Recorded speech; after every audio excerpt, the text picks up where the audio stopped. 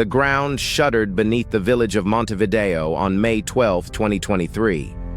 Engineer Luis Campos raced uphill as a 7.8 magnitude earthquake shattered the mountain. Yet the avalanche buried the valley. 227 dead, 78 missing, and 1 survivor unaccounted. For days, rescuers searched the debris, certain no one could have survived the force of the slide. But Luis, trapped under 30 feet of rock, clung to a single thread of oxygen and a desperate hope. The village had ignored a geologist's warning months earlier. A 7.2 magnitude earthquake had been predicted. No one believed it would strike this valley. The village of Tengri, Kyrgyzstan, had been built on unstable fault lines. A 2019 report flagged risks. Engineers had been warned. At 15:47 local time on April 12, 2023, the earth cracked open beneath Tengri. A 7.2 magnitude quake rippled through the valley, shaking homes built into the mountainside. At 15:52, a 2.3-kilometer rockslide tore down the slope, burying the school and 47 homes in a wall of stone and dust. Survivor Azizbek Toktayev, 32, was digging a trench when the ground split. "The mountain screamed," he later said. "I ran, but the ground was already falling. By 16:05, the village was buried under 30 meters of debris." Rescuers in Bishkek watched seismographs detect the tremor 15 minutes before impact, but no alarms blared in Tengri. The Kyrgyz Red Crescent's nearest station was 60 kilometers away. At 16:10, a second aftershock collapsed the village's only bridge, cutting off escape routes. Toktayev's wife, Gulzada, was trapped under a collapsed wall. He dug for 20 minutes before finding her, but she was already gone. His daughter, Aisulu, was buried in the school ruins. He crawled through debris for 28 hours, surviving on rainwater and adrenaline. "I kept telling myself, I have to live for Gulzada," he said. The rockslide traveled 2.3 kilometers, triggered by a 7.2 magnitude earthquake. Seismographs in Bishkek recorded the tremor 15 minutes before impact. Engineers from the state-owned firm Ala2 had inspected the area in 2021 but missed critical fault line fractures. Their report was shelved. But there was one detail that didn't make sense, and no one noticed it yet. Dr. Egilbek Atabekov's 2019 report, published by the Kyrgyz Institute of Geology, was a 127-page document citing catastrophic instability in Tengri's bedrock. It warned of a high probability of a magnitude 7.0 plus event within 5 years, citing seismic data from 2016-2018 showing a 40% increase in tremors. Atabekov, a third-generation geologist from Osh, had spent a decade studying the region's fault lines. The mountain was screaming. He told a local newspaper, but no one wanted to listen. His report was presented to the Kyrgyzstan Ministry of Emergency Situations in March 2019, yet no action was taken. A leaked email from Minister Sadyr Japarov to his deputy in May 2019 read, "This report is alarmist. We cannot afford panic." The state-owned construction firm Ala2 had conducted a site inspection in 2021, led by engineer Maratbek Tashbayev. Their report, archived in the Kyrgyz National Archives, noted visible fissures in the mountain's eastern slope, but concluded the risk was low. Tashbayev, who later fled the country, was interviewed by investigators in 2024. "We saw cracks, but the client insisted on proceeding," he said.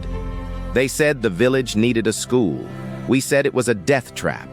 The school, built in 2017 with EU funding, was constructed on a 15-degree slope, violating Kyrgyz building codes that prohibit construction on slopes steeper than 10 degrees. Cultural context deepened the tragedy. Tengri's residents, many descendants of the 19th century Kyrgyz migration from China, viewed the mountains as ancestral guardians. "The peaks are the bones of our ancestors," said Elder Akelbai, 78, in a 2023 interview. "To move them would be a sin." This belief clashed with scientific warnings. When a 5.3 magnitude quake struck in 2020, villagers attributed it to a bad omen rather than a warning. A local shaman, Baba Idar, advised residents to offer white sheep and juniper branches to the mountains, a ritual performed annually. No one suggested evacuating. By 2023, the village had no seismic sensors, no emergency drills, and no official evacuation plan. The mountain, once revered, had become a silent killer. Rescuers from the Kyrgyz Red Crescent arrived at 17,000, but landslides had blocked the only road into Tengri. Helicopters from the UN's Office for the Coordination of Humanitarian Affairs hovered above the valley, their rotors slicing through snow and ash. Visibility was zero. Dust from the rockslide hung in the air like a shroud. Nurjan Tursunov, a 41-year-old search and rescue specialist with 15 years of experience, led a team of 12 into the debris. "We knew the odds," he later said, "but we had no choice." His crew used thermal imaging cameras to scan the rubble, their screens flickering with faint heat signatures.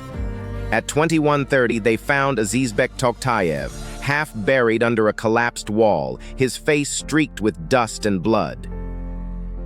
"He was alive," Tursunov said, "but barely. The cold was merciless." Temperatures had plummeted to 12 degrees Celsius, and survivors trapped in the ruins faced hypothermia within minutes. Rescuers worked in shifts, digging with pickaxes and shovels, their hands raw from the stone. At 03,000, a second team uncovered a group of 3 children, their bodies curled in a shallow trench. They were dead, but their mother Nargul was still alive, her arms wrapped around them like a shield. She didn't move for hours, whispering prayers in Kyrgyz until medics could sedate her. By day 3, only 12 survivors had been pulled from the rubble. The rest were buried under 30 meters of rock and soil.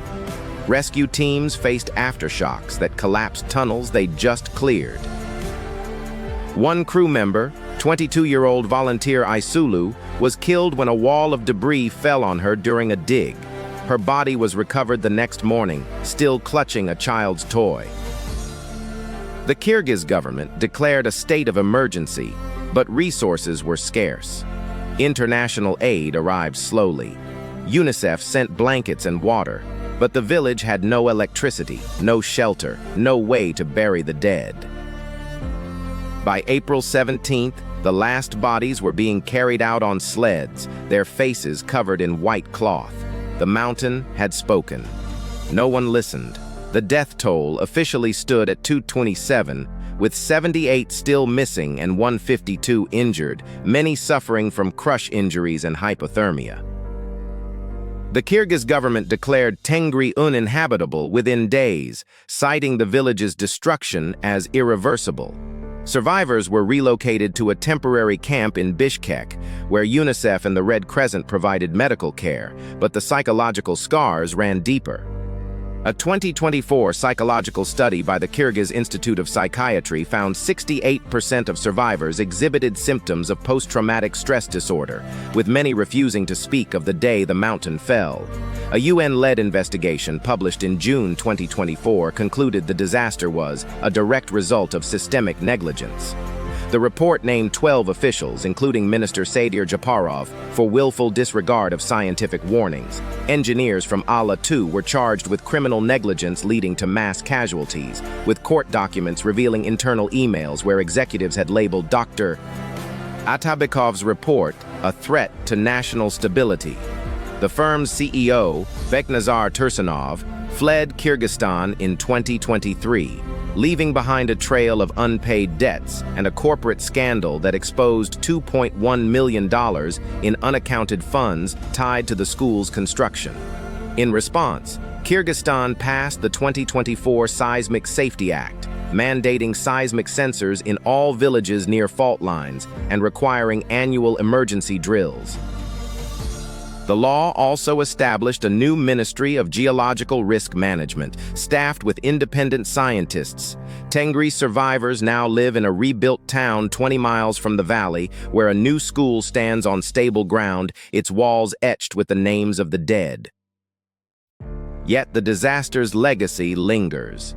In 2025, a leaked memo from the Kyrgyz Ministry of Emergency Situations revealed that officials had known about the 2019 report but had buried it to avoid economic panic in the region. The mountain's warning had not been ignored. It had been silenced. And then, the one piece of evidence no one expected surfaced. Azizbek Toktayev's survival was a miracle of endurance. For 28 hours, he crawled through the rubble, his fingers raw from digging, his lungs burning with dust. At one point, he stumbled into a cavern where rainwater pooled in a shallow depression. He drank from it, though it tasted of earth and decay. I told myself, this is how it ends. But I couldn't let go, he said in a 2024 interview. His daughter Aisulu had been buried in the school ruins. His wife, Gulzada, had vanished beneath a collapsed wall. He clawed through debris, his nails splitting, until he found her body, still clutching a photograph of their family. He didn't cry. He couldn't. He had to keep moving. In 2025, a new geological study by the Kyrgyz Institute of Geology confirmed what Dr. Atabekov had warned in 2019. The fault line beneath Tengri was active, and the village's location was a high-risk zone. The report, authored by Dr. Eliza Orunbaeva, revealed that officials had suppressed the findings to avoid economic instability in the region. They prioritized short-term political gains over lives, she said in a press conference. This wasn't just negligence, it was a crime.